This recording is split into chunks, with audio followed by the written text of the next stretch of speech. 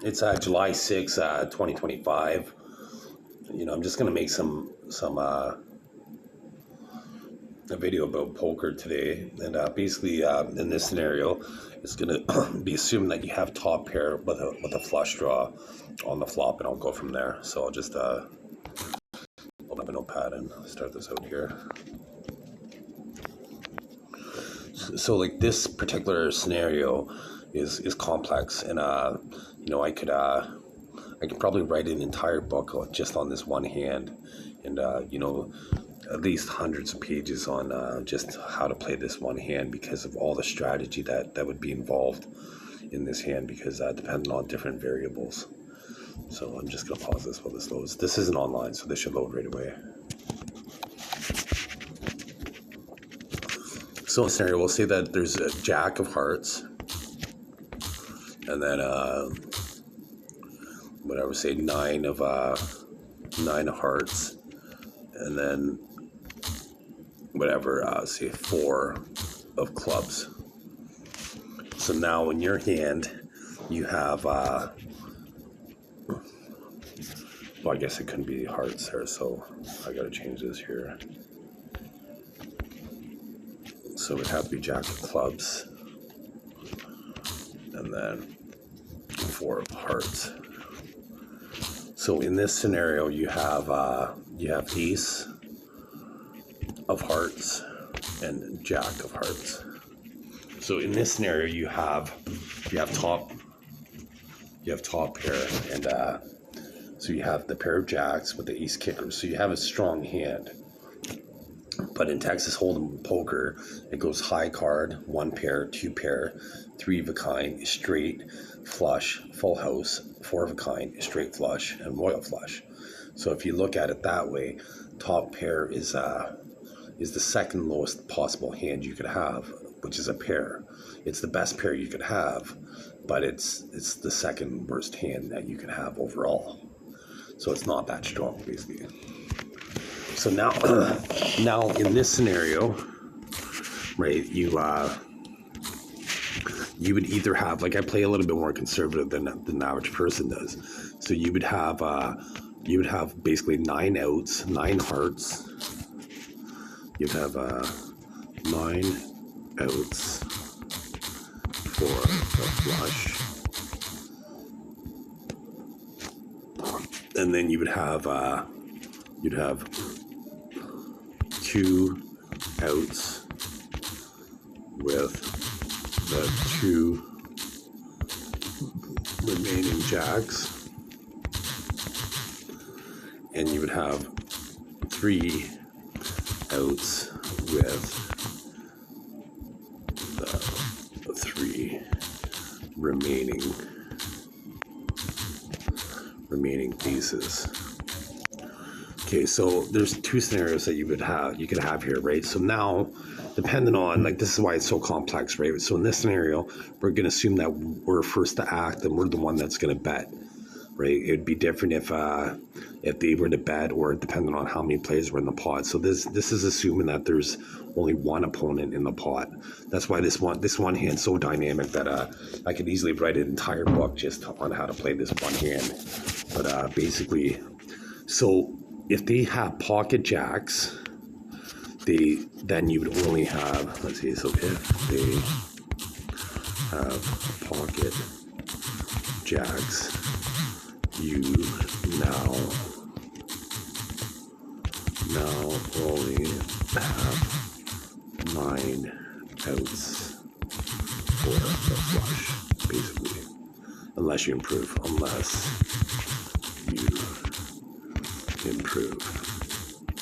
because you could beat them with runner ace, but chances are, because you would have a higher full house than them, but usually you lose that hand, because if they had the pocket jacks, then you only have 1 pair, so you can't hit another jack because there's no more jacks remaining, but you could hit an ace, and then you would have 2 pairs, and then 3 of a kind beats 2 pairs.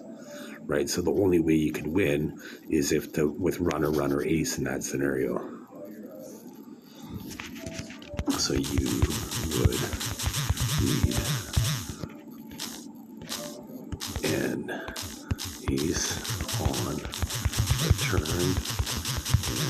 and ace on the river for a higher full house.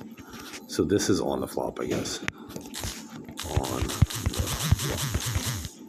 On the flop is when you see the first three cards. So now you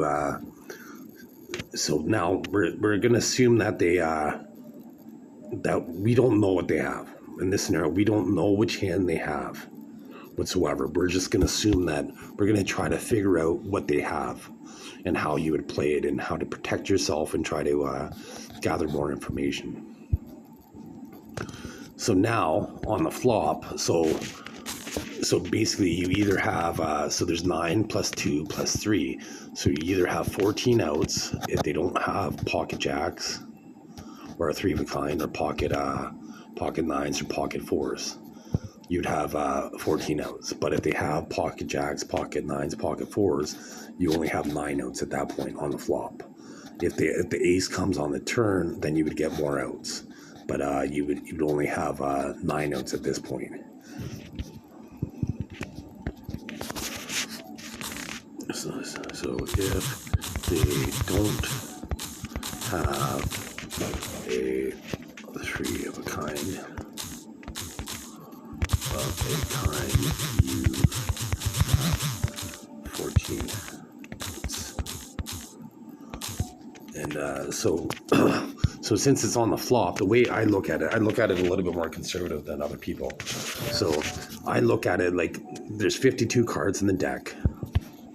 So there's 52 cards in the deck.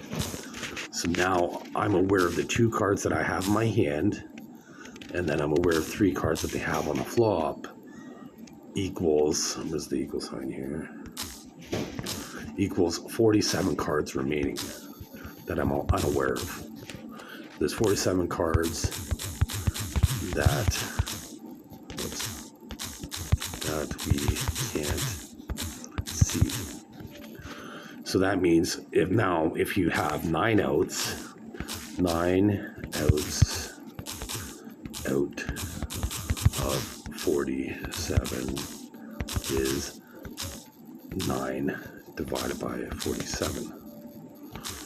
So I'll just do the math, but it's a little over 1 in 5, or a little bit over 20%. So in poker, it is a math game. You do need to do fractions, but like it is pretty simple. Like it's like as long as you know how to do add fractions and do common denominators. But so once again, so it'd be 14 outs divided by 47 cards is you have a 29.7% chance of winning. So the odds are a little bit higher than that. So is there a fraction mode in this? Calculator up. Because I didn't realize it was quite that high. Because 15, well, I rounded up, I guess. Because 15 divided by 45 is 3, right? 15 times 3 is 45. So it's a little bit under 35%, but that was my ballpark. So this was so you would have a 27% or 29.7% chance of hitting your hand. Oh, this sucks about this app, that it loads so long. This isn't on the internet, right? So this should open up immediately. So this equals 29.7% chance. So basically, if they bet $30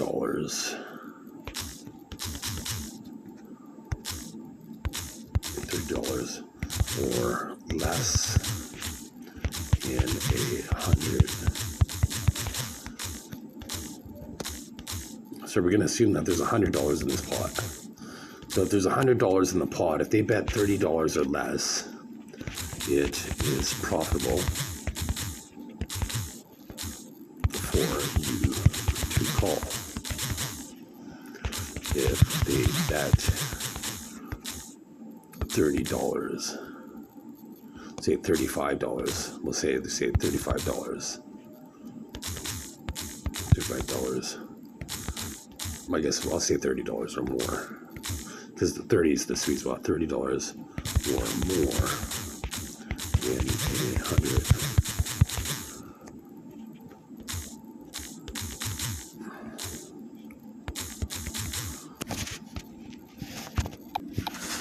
So let's see. So 9 outs, 47. So if they bet $30 or more in $100 pot, it is not mathematically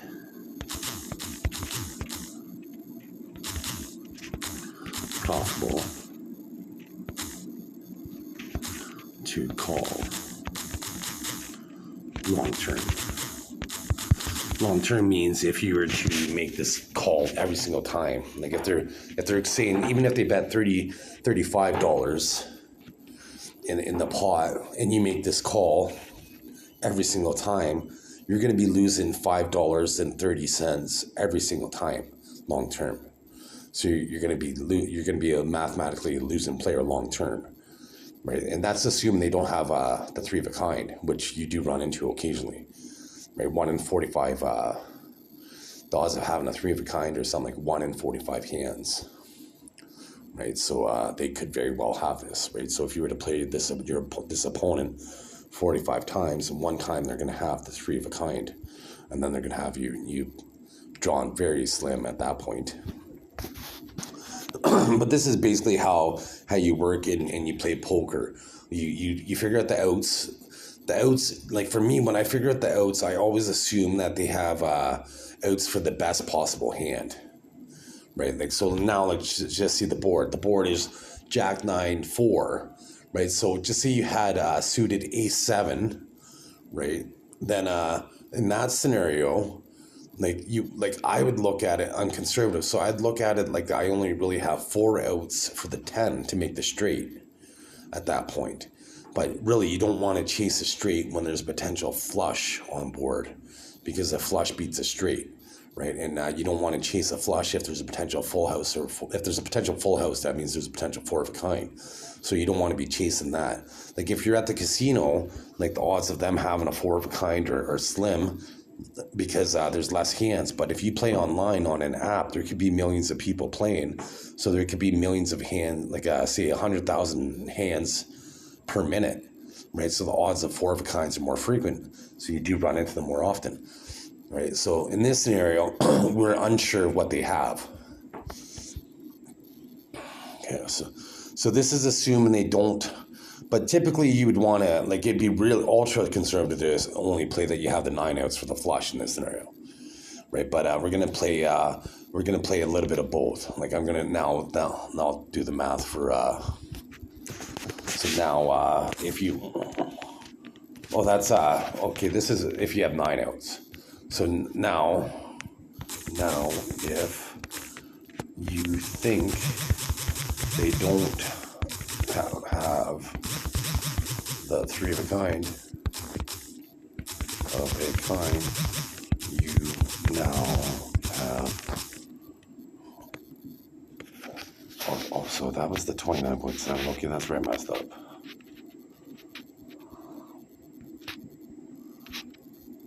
So I gotta delete this here, because I messed up. I did 14 divided by 9, or 47 rather than 9 divided by 47. So the odds are a little bit worse here.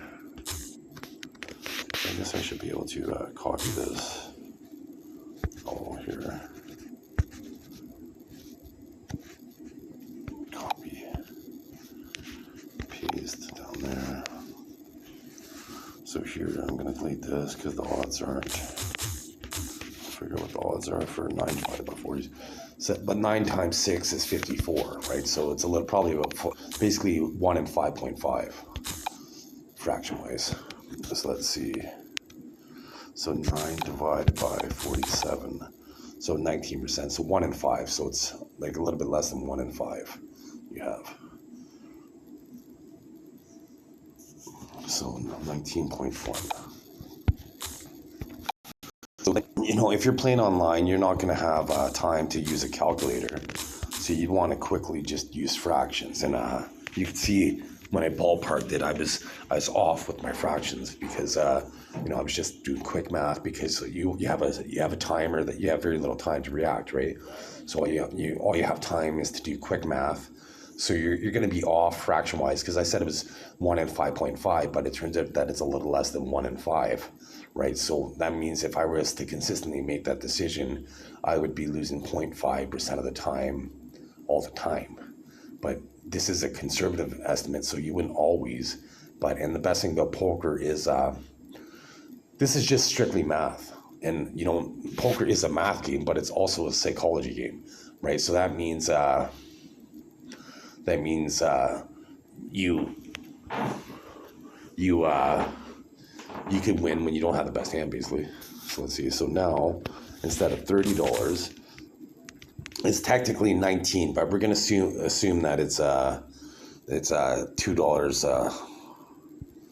So say $20 here, $20 here. So we're gonna assume. This is why this hand's so complicated, and this is just a simplified, just one way of playing it. I'm going to show you here in this video, because it'd probably take, I could probably make this video last 40 hours of if I was to just do all the possible scenarios. And so let's see, assume it is a $250 $5 table. So that means the minimum bet is $5, right? So you can't do $19, right? So just to keep it simple math, so you can do quick math, right? So that being said, so if you have 9 outside of 47, there's that's a 19.1% chance. So basically 1 in 5. So basically, because in the poker table, this is all you're gonna have time for. Basically 1 in 5 chance of hitting and winning. Well, you could be winning because you do have top pair, right? But hitting and improving, I'll say, and improving. Because a lot of people they go broke in this scenario, so that's why I'm going with this. You have a 1 in 5 chance of hitting and improving. If they bet $20 or less than $100 pot, it's profitable for you to call. If they bet $20 or more, it's not mathematically profitable for you to call long term.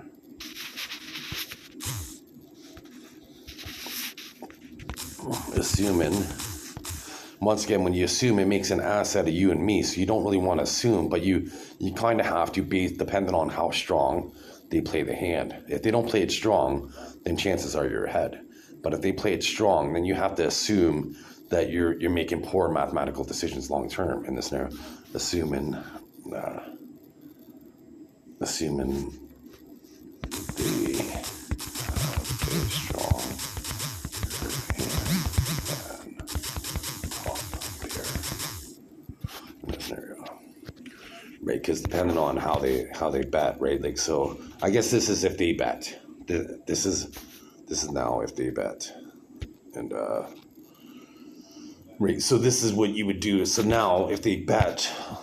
Okay, so let's see. I just want to make sure all the words are right here. So 9 outs out of 47 is 9 out of 14, 19.1%. So basically 1 in 5 chance of hitting to and improving. If they bet $20 or left, it is profitable for you to call long term.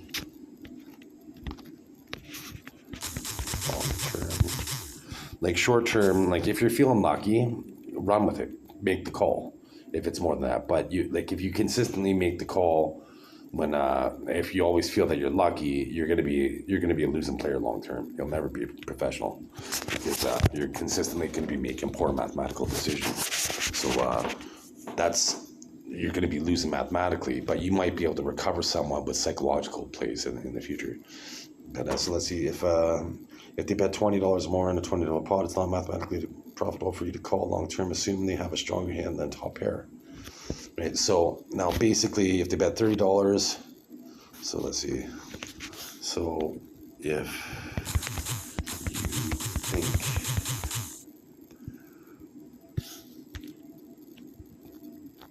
so let's see. So you have 9 out. So you assume they have a 3 of a kind in this. That's how come you got the 9 out. So you need to hit this is once again, this is on the flop. Right, so in this scenario, you're assuming based on their strength that they have a 3 of a kind by how strong they're playing it.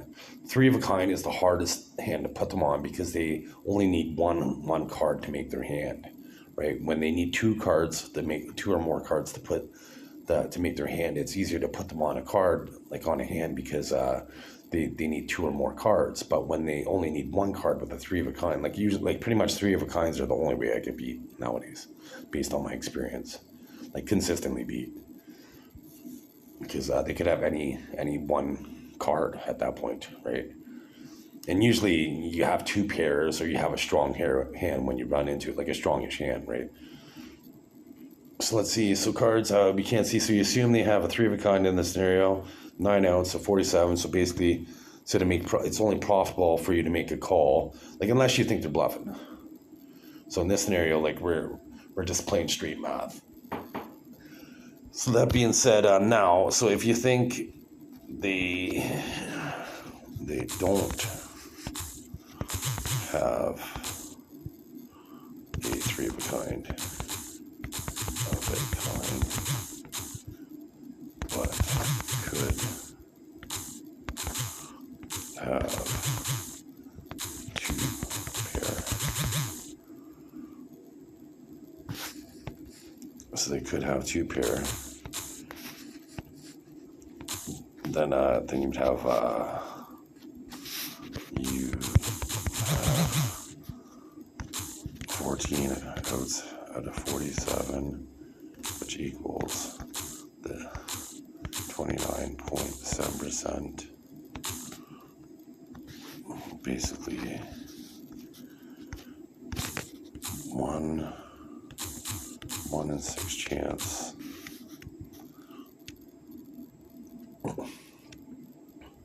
Oh, that sucks. So this is kind of bad math. So 1 in 6, so it wouldn't be $30 in this pot. No. So 1 in 6. So let's see what 1 in 6 is. 1 in 6 is $16. $16.67, I believe. Let's see. 1 divided by 6. $16.67. Right. So that means, so I'm going to round up. Or no, I'll play conservative. So this time I'm going to round down. So it'd be $15. Okay, but this is strange. This is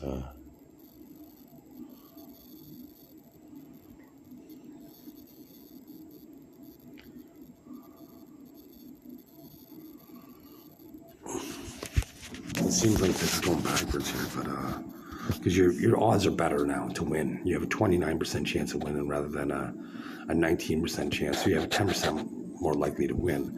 But mathematically, your odds are, if they bet $15 or less in a $100 pot, it is profitable for you to make a call.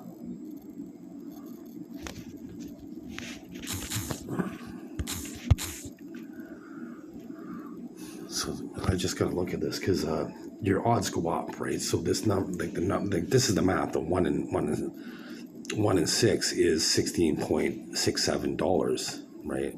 $16.67 when you round it up, right? So that means your odds are, so the odds of this are 1 in 5, but so okay, that's why it's wrong. That is why it's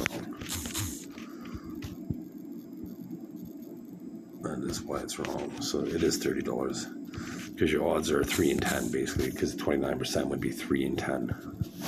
So I'll do that instead of 1 in 6. It's 3 divided by 10. That's why it was wrong, because it was wrong. So the odds are 3 in 10. There's one thing, like, see, I make all these decisions. I played so many hands, I make them all intuitively now that I don't have to think about the math. I just do the correct math. For me to slow it down and try to explain it is why I'm running into issues, because I haven't had to think about the math for years. I just kind of do it subconsciously now, and like just by muscle memory, basically, just by playing so often. So anyway, so your odds are 3 in 10, so $30 more. The $30 or less, and it's profitable for you to call. If they bet or $30 or more, it's not mathematically profitable for you to call long term, unless you think you're bluffing, unless you think they're bluffing. But in this scenario, we're just playing math. But we are just playing the math because we don't know our opponent in this scenario.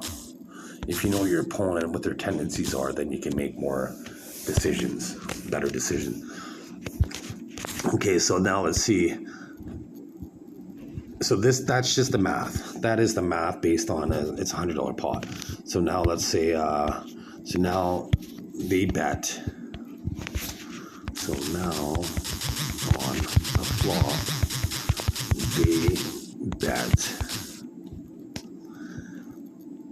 they bet exactly $25, halfway in between. $25. Okay, so we are assuming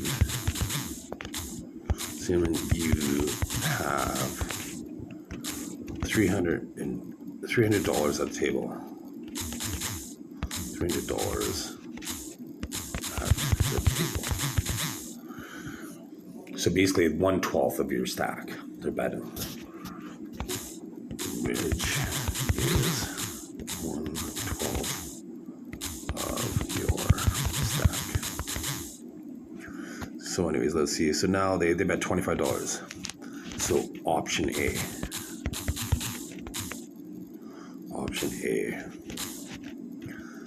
you can call and see the turn and evaluate.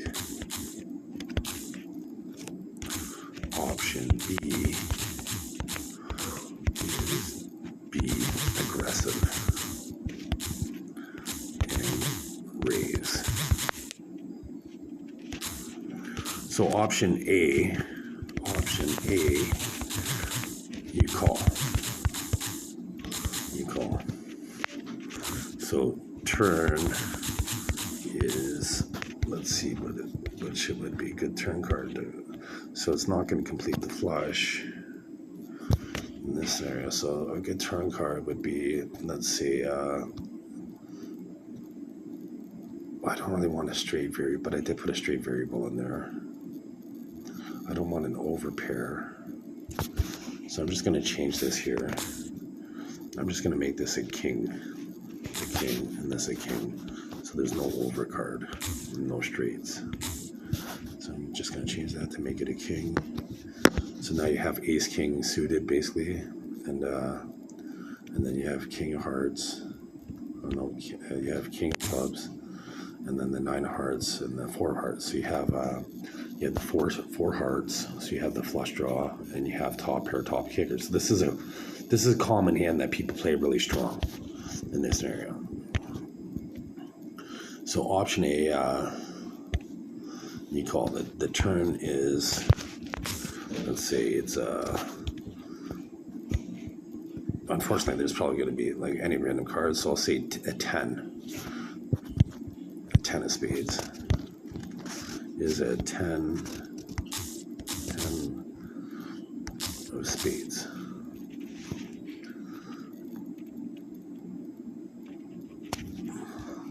So option A, you call on the flop. So now turn is a 10 of clubs. So now is when it gets tricky, right? Because now, typically, like if they have a flush draw themselves, now that there's no flush card, like the heart didn't come on the turn, they usually slow down in this scenario. They usually slow down when they don't hit the heart on the turn. They don't usually bet aggressively on the turn if they miss the turn, if they also have a flush draw. So in this scenario, we'll say that they check.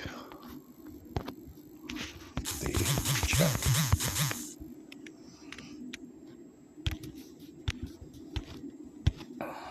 So they check, right? So there's that. So then, so I'm gonna just copy and paste this.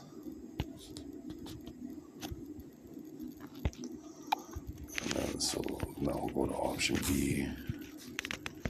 Option B, you raise. They call. You raise for a total of, it's usually pretty much a common raise.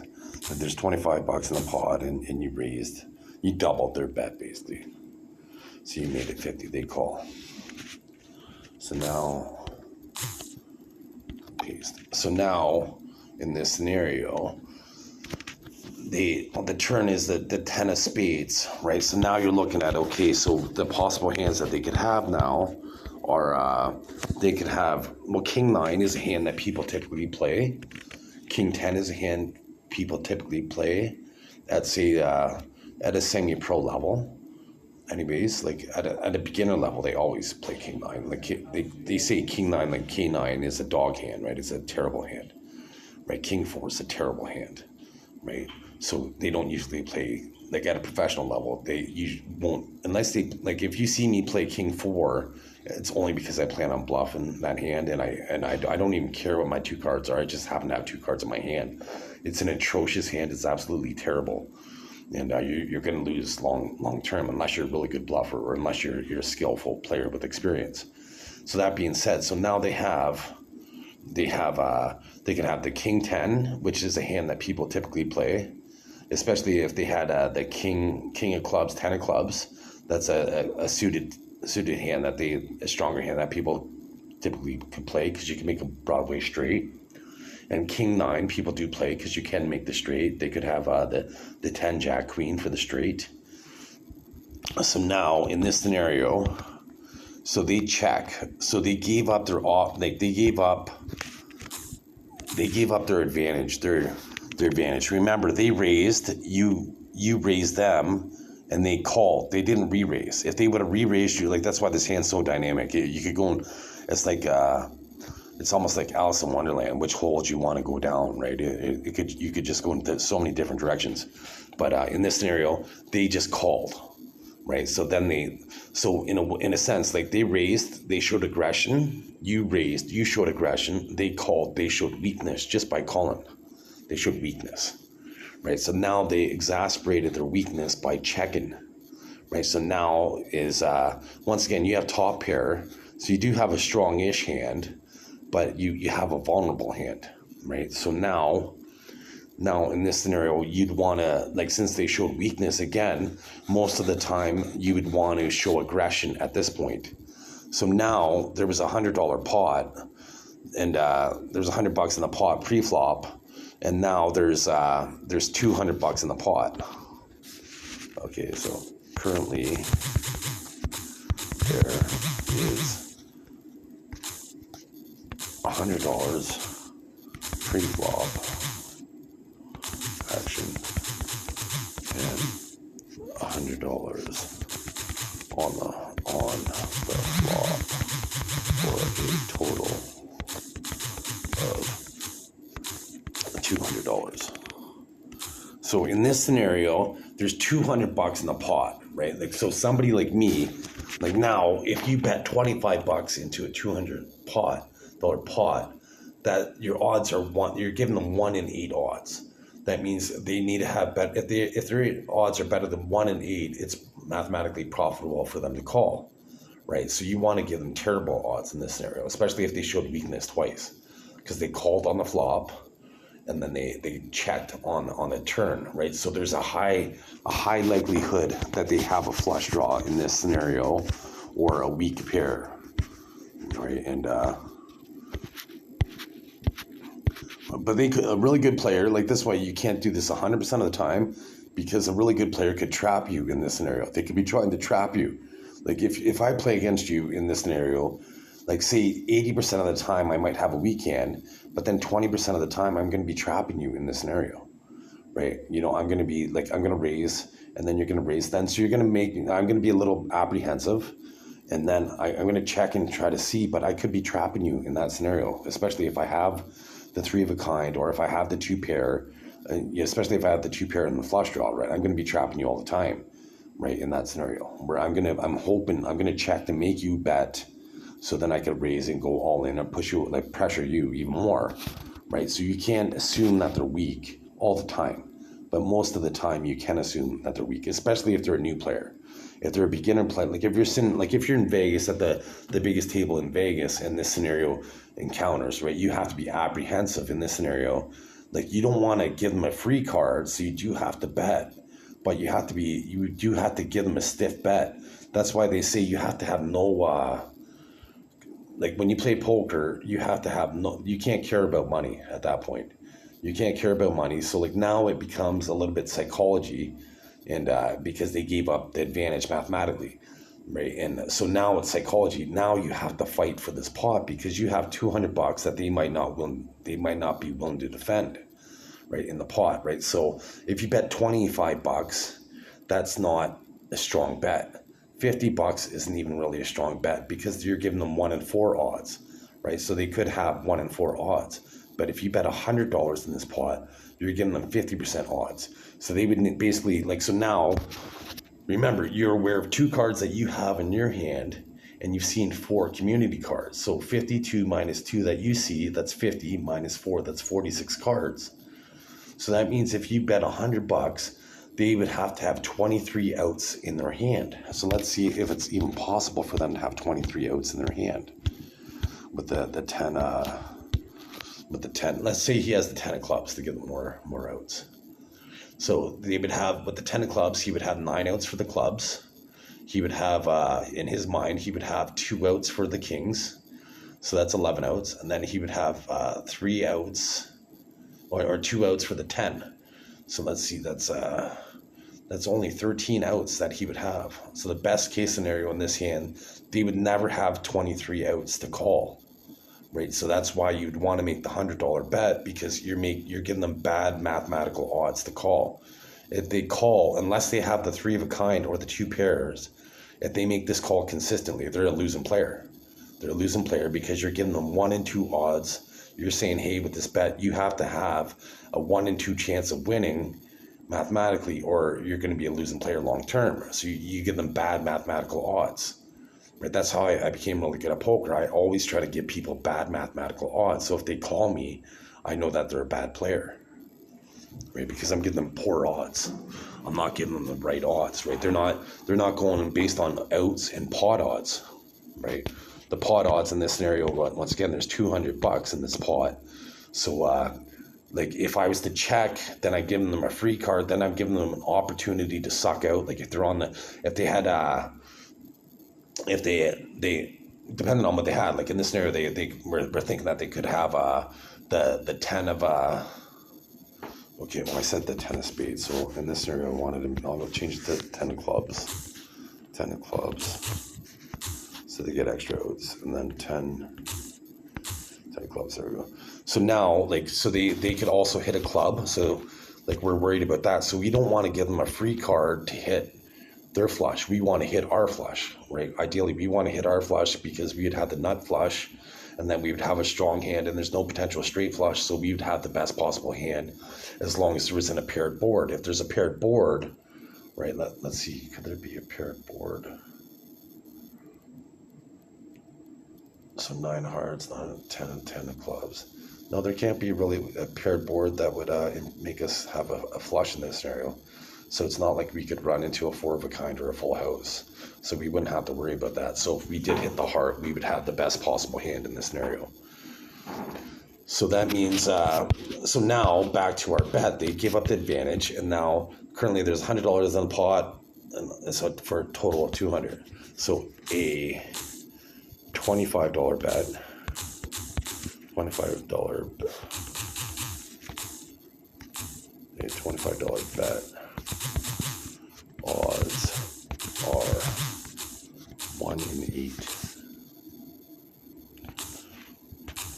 A $50 bet, odds are 1 in 4. A $100 bet, the odds are 1 in 2. So we want to either win on the turn here and get the fold. So for $100, even though who knows how much we invested pre-flop. In this scenario, pre-flop, like on the flop, there was only 2 players, right? So we're assuming like that there was 2 people, so we both put in $50, right? But so for $100, we could win a $200 pot, which seems like, well, that's not too bad, right? But really, you invested $100 in this pot. So once you bet $100, now there's now $300 in the pot, and you've invested $200 to win $100, basically, mathematically. So now, so for $100, we can win $200. But this puts the, not ultimate, but this puts a lot of pressure on your opponent.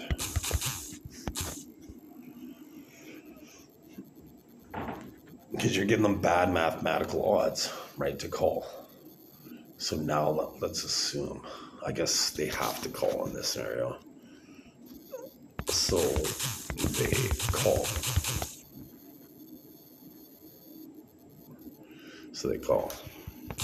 So now there is $400. $400 in the pot. In the pot. And let's see, when you had 50, because I said you had $300. They call it, because I assumed that you had a $300 bankroll, assuming you have $300 at the table, which is 1/12 of your stack. So now you have $250 left, and then you bet $100 on the turn. So you now have $150 left in your pot. So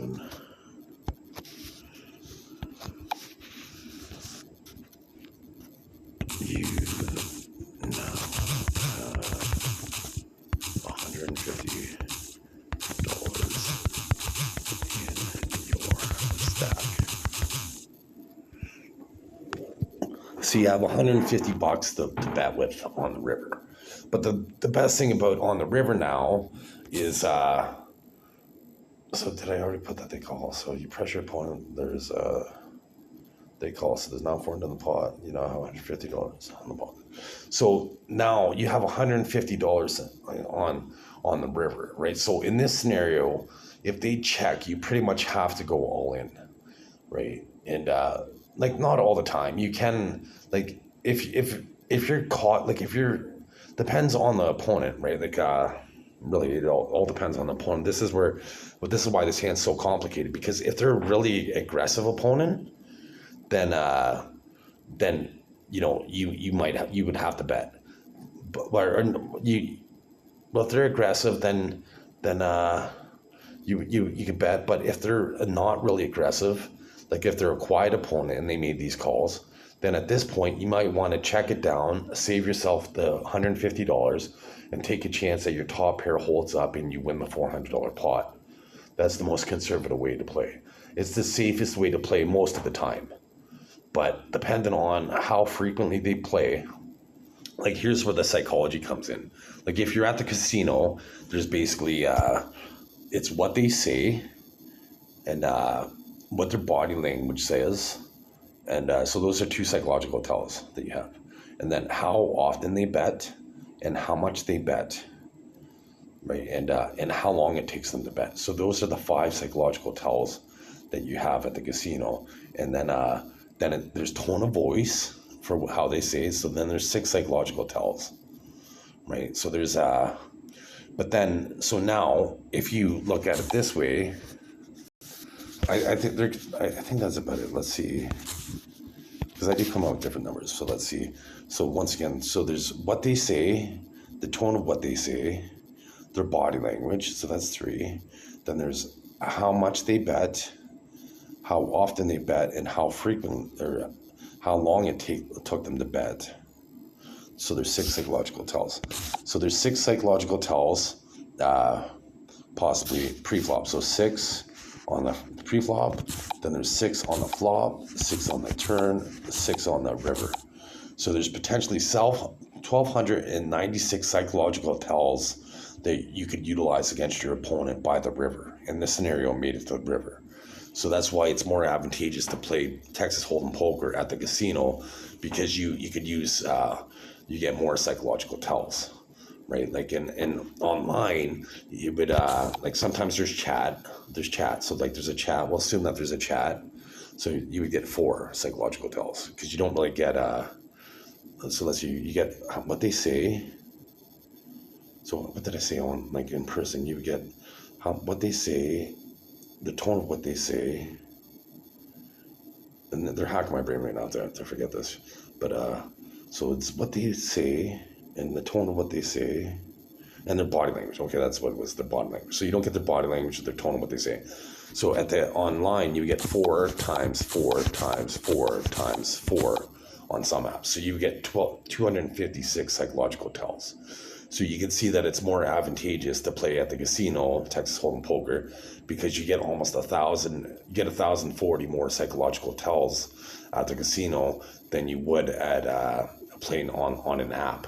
And this is only assuming if you could chat on the app, right? So most of the time, you can't even chat on the app nowadays. So it's 3 times 3 times 3 times 3. So you only have 81 psychological tells. But that is enough to win hands, a lot of hands, right? Especially if you know how to utilize psychology, right? So that being said, so like one of the psychological tells is how much they bet, and then how frequently they bet, and then how long it takes them to bet. So with the how long it takes them to bet, if you're playing online or even at the casino, you always want to be random with your how long it takes. So you become harder to play against. Because somebody like me, I'm going to pick you apart based on how long it takes you to bet, right? Because if you bet fast, then all of a sudden you bet slow, then I either know I put you to a really hard decision. So that means you're probably going to fold to one more bet or another bet. And then whereas if you or you have a really strong hand, right? And then so like I'm either going to crush you or I'm going to learn a lesson from you, and then I get to utilize that against you in the future, right? So I get to learn either way. I win, right? So I might lose money, but I'm going to, especially long term, right? If I play against somebody at the casino all the time or online, if it's somebody that I recognize, if I play against them all the time, if they take a long time to call all of a sudden, and then all of a sudden, if they take a long time to call and then they raise, usually they have you beat at that point. Usually, like if you're bluffing at that point, it's like throw in the towel. It's like give up on the bluff because they have your number at this point. They're going to win, right? They're trying to trap you. But if they just call, now if like with this, in this scenario where he called, like we're assuming that I guess let's say they call, but it took them longer than normal for them to call. So now at this point, they're indicating they let out on the flop where they showed aggression, we raised, and then they showed weakness just by calling. And then they checked on the river, they showed weakness again by just checking, and then they gave us the advantage to lead because we raised, right? So that is good strategy to do. Like if they show aggression, then you want to see if they keep up that aggression, right? So you would want to check. Good strategy is to always check in that scenario on the turn, unless you hit your hand or unless you think they're bluffing. But in this scenario, we don't really know our opponent. We're trying to figure them out, right? So then, so it's perfect strategy to check on the turn. So we didn't really gather too much information on the turn by the check, but it is a sign of weakness that they checked because they gave us an opportunity to see a free card, right? If we checked them, we got to see a card for free, then we could outdraw them and beat them, right? So they did show weakness. Right, so now when we bet on the turn, they further exacerbated their weakness by taking a longer time than normal to call.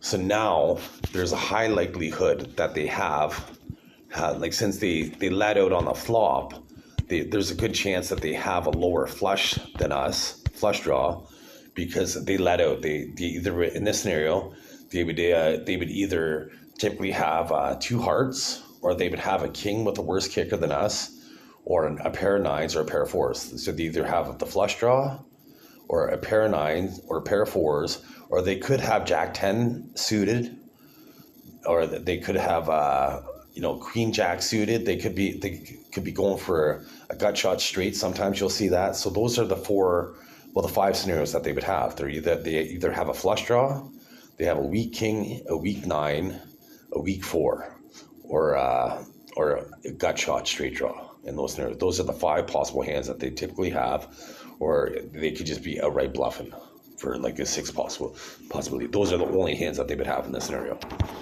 And then so let's see. So now,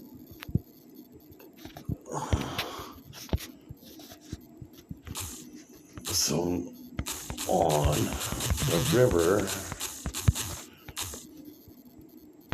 Let's see, eight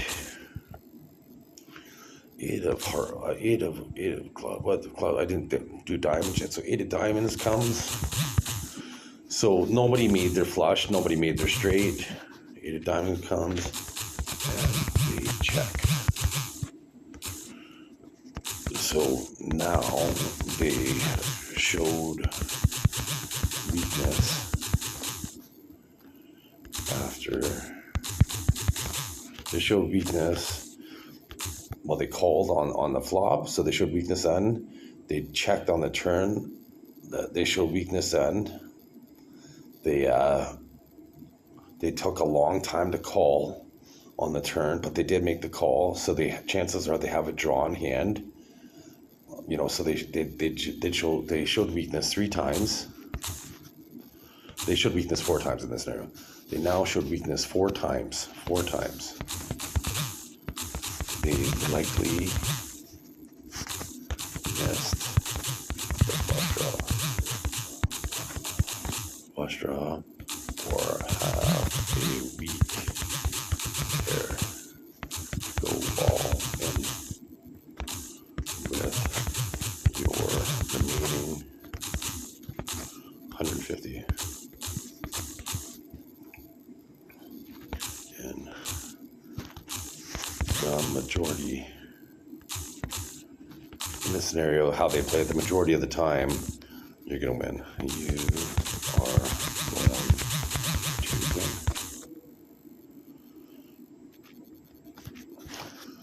So that's basically it.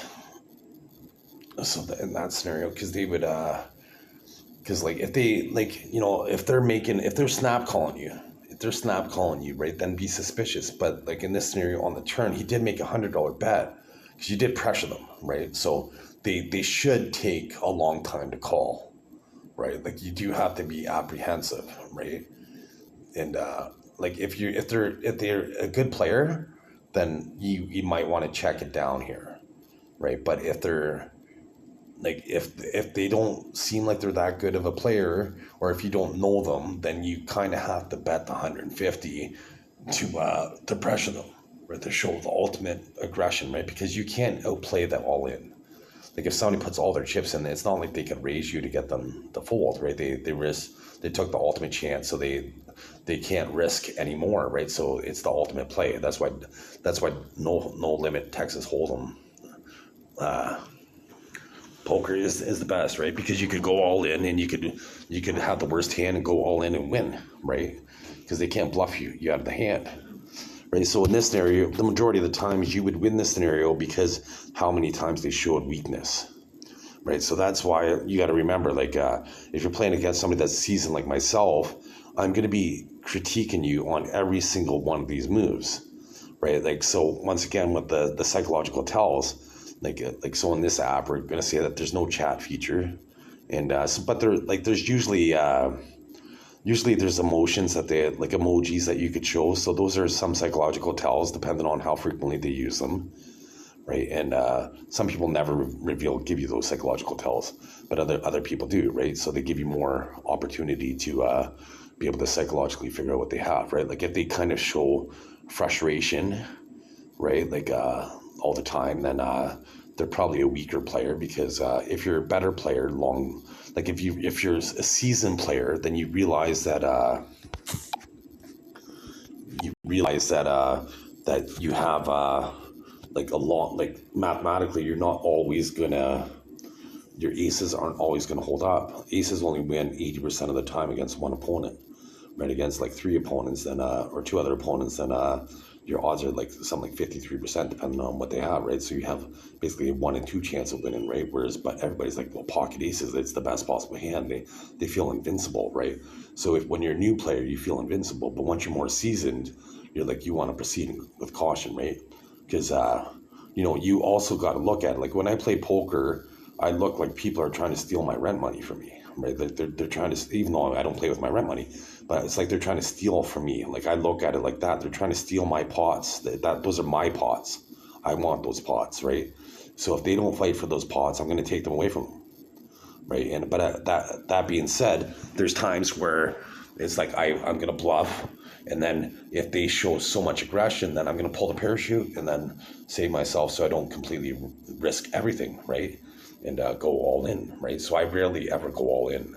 Like I do occasionally, don't get me wrong, when the situation presents itself, but I try as hard as possible never to go all in, because I don't want to risk everything, right? And if I do go all in, it's usually when I have them, but like have them covered, and it's just psychological, right? I'll use it as a psychological tool, but I try hard. Like I almost never go all in pre-flop, because if I do, I have either aces or kings. Pretty much that's it. The only two cards I have. I'd never go all in with ace king. Almost never, right? Because ace king's a drawn hand. You have to make your hand. But when you're new at poker, you're like, you see the pros do it all the time. You see them on TV. It's like, oh, the pros go all in, so I must go all in, right? But you can beat the pros by playing a stricter game, right? Like like I watched like when COVID started. I needed a hobby, like everybody did. We were all isolated, right? So we needed a hobby, and I'm like, well, I like games, and Texas Hold'em poker, you could become a profitable player, like once you become an expert, right? So once you become mathematically good, and you could become an expert. So all I did for like 18 hours a day was watch poker and play poker. That's all I did was play poker, and then so I'm like, okay, well, this is how the pros play. And then I started incorporating some of their skills that they use, like in my tool belt, right? Some of the ways that they played. It's like, okay, that's what they do. I'm going to start playing this way. But then I'm like, okay, well, now I'm going to try to play so I can beat how they play, kind of come up with my own strategy, how they play it. And like that Eminem song, Lose Yourself, is like, I'd play with real money. And then if I lost, it'd be like, okay, back to the lab. Okay, I'm going to go to play money now. And then I'm going to try a new strategy, and then kind of come up with a new strategy where I'm not risking anything but just my pride, right? Because in a way, like I find play money harder to bluff than real money, because with play money, it's just their pride. Just their pride that they're risking. They're not risking physical dollars, like officially, right? Like maybe unofficially with me, they're risking more money than what they would. But with play money, they're risking their pride. So when they bluff, right? Like when somebody bluffs, there's like at first your odds of knowing what is either the 50% chance, right? They either they're bluffing or they're not. Those are the only two scenarios, right? There's no third scenario, right? But at first, you're going to be weak at your accuracy, right? You're gonna have, you have like your odds are 50%. You got a 50% chance. But the more experience you get in a scenario, like playing these scenarios, it's like you can only, like, if you're smart, you can only burn yourself so many times before you realize to smarten up, right? So that being said, you got to smarten up and not get burnt, right? So that means after a while, when they're bluffing, your accuracy of picking off bluffs increases because you get more experienced, right? Because it's like, okay, wait a minute, this, I don't believe them. This doesn't seem right. How they bet, their story that they're telling isn't adding up, right? Like it's like in that scenario, like it'd be tricky, like if they played, like in that scenario, if they all of a sudden, if they let out on the river and they bet, then it'd be like, wow, okay, at that point I might even fold my hand a certain percentage of the time, even though I had top pair, depending on the bet, to save the $150. Like especially if they put me all in, right? I would fold a certain percentage of the time, like if I don't have any experience with that player. Like if I just sat down with them the very first hand we played, and then all of a sudden we ran into this scenario. But in this scenario, I mentioned how it took longer than normal, right? So that to make the check or the call on a turn, right? So we're assuming that we had a little bit of experience with this opponent, right? But we didn't have lots of experience because we would know to either 100% of the time to either bet, like go all in on the river, or not, or check, right? If they're trapping you, if their opponent, like say somebody like Phil Hellmuth, he's more like a trap type of opponent, right? And right, so you'd want to check versus Phil Hellmuth, whereas Daniel Negreanu he's a call-in station, so you'd want to bet for him, right? Because he's hard to bluff. Daniel Negreanu is hard to bluff because he likes to call, but he does call a lot of weak hands, right? So you can punish him, right? You can't bluff him out too much, right? Like, so at that point you'd maybe want to do little weak bluffs, like the turn or flop and turn, but then punish him on the river because he's going to call most of the time, but then you're going to bust him, right? And from what I've seen on TV, anyways, like, and this is from 8 years ago, right? I watched mainly in 2020. They say 2022, so most of the stuff I watched was from 2017, right? So I'm assuming like he probably grew as a player over the last 8 years, so they could have changed their strategy.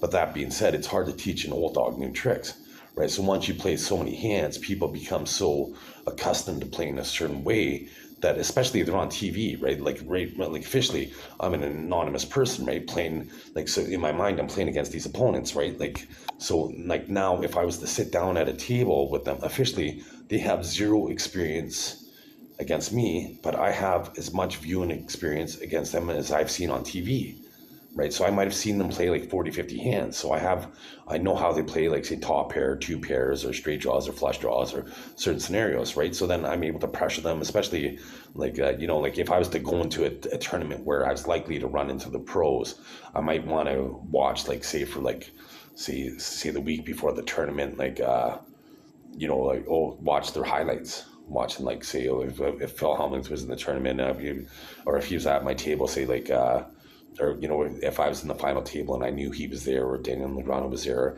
I might spend that entire night just watching videos on YouTube or what have you, be like how they play hands, how they play different scenarios, right? And be like, Daniel Negreanu in the finals, or Phil Hellmuth in the finals, or Phil Ivey in the finals, or Eric Sedel in the finals, or Jackie Chan in the finals, right? I'd want to watch as much footage as what I could to see how they play in those scenarios, right? Because in this scenario, this was heads up, right? And so it is all position in poker. Like if you're under the gun, then I have done this video too. But if you're under the gun, that means, like, so there's small blind, big blind, and then under the gun is you're the first one to act. So at that point, you have to play. You typically need stronger hands to play, right? Whereas if you're on the button, or if you're near the dealer position, then you're the last to act. So you have the ultimate advantage because you get to react after every other person every round. So you get to see except for the first round, right? When you call or you make your bet pre-flop, the small blind or big blind reacts after you. But every other round, like, so on the flop day, your last act, on the turn, your last act, and on the river, your last act. So you have the most advantageous hand to play, right? So under the gun, you might need ace king to feel confident, right? Especially in a 9-handed game. If you play like ace 10, you're wasting your money, right? You're going to bet, and then all of a sudden somebody's going to make a bet that you can't call mathematically because you're going to run into you're going to have a losing hand long term. So you have to play strong hands, 9-handed. You have to play strong hand, especially early position. You have to play stronger hands.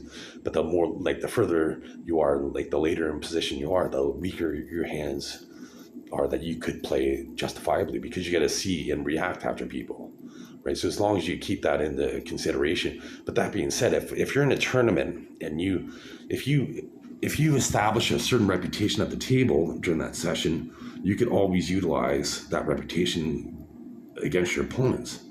So like if you're showing winners all the time, you now opened up an opportunity to be able to bluff successfully, almost guaranteed, like almost 100% success rate bluffing, because you showed 5 winners. Every single time you show your hand, you show that you had the best hand. So like observing people are gonna be like, okay, this guy plays a straight up game, like they're pretty strict, straight up game.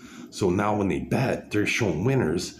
So a good opponent that's observant is going to be like, okay, they got a winner. I don't really have much. I'm going to fold, right? So you get easy bluffs. But now the flip side of the coin is, now if you show that you bluff, now people are going to start calling you more often, right? So now you got to use that against them. You got to you just stop bluffing and start playing winners, and then you're going to always get paid off, right? So you can always use information against your opponent.